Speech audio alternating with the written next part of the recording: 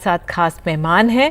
हमारे साथ हैं विज्ञान प्रौद्योगिकी के केंद्र में मंत्री जितेंद्र सिंह। बहुत बहुत धन्यवाद सर जुड़ने के लिए।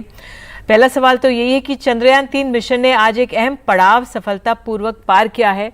महत्वपूर्ण ये भी कि हमने अपने जो चंद्रयान मिशन 2 था उससे बहुत अनुभव लिया, उससे सीख हासिल की।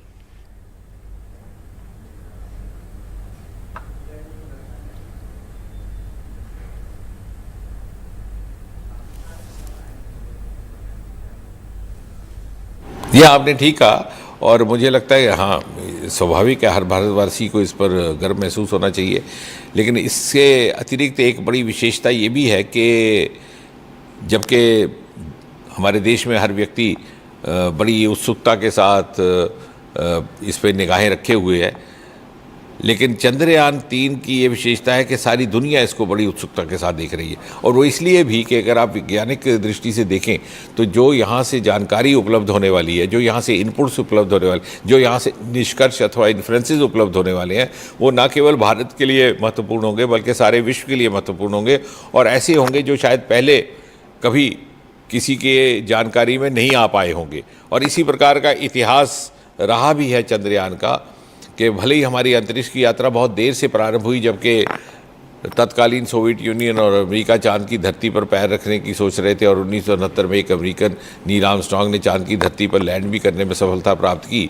लेकिन हमारा चंद्रयान एक था जो वहाँ पर पानी के अस्तित्व की तस्वीरें लेकर के आया। और जी आप इस बात में को स्वीकार करेंगे कि हमारे यहाँ जो बार बार एक हमारी काल्पनिक दुनिया की बातें हुआ करती थी कि चांद पर लोग रहते होंगे, इस पर कहानियाँ लिखी जाती थी, साहित्य लिखा, कविता लिखी जाती थी। उस काल्पनिक प्रश्नों का उत्तर वैज्ञानिक ढंग से देने की यदि प्रेरणा किसी ने पैदा की तो चंद्रयान ने की। कि जब वो पानी के चित्र आए दुनिया के सामने, जिसको शायद पहले अमेरिका ने भी नहीं देखा था, तो उन्हें लगा कह रहे बर्फ़ के चित्र के साहब यहाँ पे तो प्रत्यक्ष अथवा अप्रत्यक्ष रूप से मानव जीवन हो सकता है कि नहीं हो सकता, इस पर भी शोध किया जा सकता है, इसकी भी गुंजाइश है।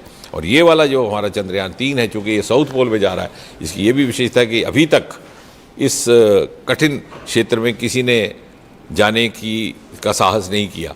और यहाँ पर संभावना है कि कुछ और जानकारी प्राप्त होगी, चाहे पानी के क्रेटर्स को लेकर के, चाहे वहाँ के वायुमंडल को लेकर के। बिल्कुल, और इससे जो इस मिशन से आम नागरिक की उत्सुकता भी बढ़ेगी। पढ़ा ये कि कैसे चांद पर उतरते जो प्रज्ञान रोवर की तस्वीरें विक्रम लैंडर भेजेगा। हालांकि इस पल का 23 तारीख तक इंतजार रहेगा। ये भी साफ दिख रहा है कि हमारे वैज्ञानिक कदम दर कदम कामयाबी हासिल कर रहे हैं इस क्षेत्र में। नीचे मैं आपकी बात में आपकी अनुमति से बात जोड़ दूं कि वैज्ञानिकों को तो जाता ही 100%, लेकिन साथ ही साथ मैं धन्यवाद करना चाहूँगा प्रधानमंत्री मोदी का। और वो मैं एक विज्ञान का छात्र होने के नाते मात्र कहने के लिए नहीं कह रहा, क्योंकि हमें सिखाया कि प्रमाण के बिना, तर्क के बिना कोई बात नहीं करनी। हम में क्षमता थी, प्रतिभा थी, मेहनत करने का मादा भी था, आंखों में सपने भी थे, लेकिन उस तरह का अनुकूलता नहीं थी जो मोदी जी ने दी है। 3-4 वर्षों में जिस प्रकार से अंतरिक्ष के क्षेत्र को खोल दिया गया, पूरी तरह से आज़ाद कर दिया गया, प्राइवेट सेक्टर भी वहाँ आया, मीडिया वहाँ आया। जब लॉन्चिंग हुई है उस दिन तो 100 से अधिक मीडिया के मित्र वहाँ पे मौजूद थे, जबकि पहले तो मीडिया श्रीहरिकोटा के फाटक से अंदर झांक भी नहीं था सकता। तो उस तरह खुली है फ़िज़ा में प्रतिभा को, और फंडिंग भी हुई, पैसे का रिसोर्स भी बना, और उसका ये नतीजा कि 3-4 वर्ष में हमारी प्रतिभा सामने आनी शुरू हुई और दुनिया को हमारा सामर्थ्य दिखने लगा। जी, आखिर में ये कि जो हमारा स्पेस मिशन है, सरकार का लक्ष्य क्या है उसमें वहाँ पर? गगनयान की बात कर रही हैं आप? जी। हाँ, मुझे लग रहा है वो उसमें विलंब आया क्योंकि कुछ ऐसे कारण थे, दुर्भाग्यवश कोविड के आने से 2-3 वर्ष का विलंब आ गया।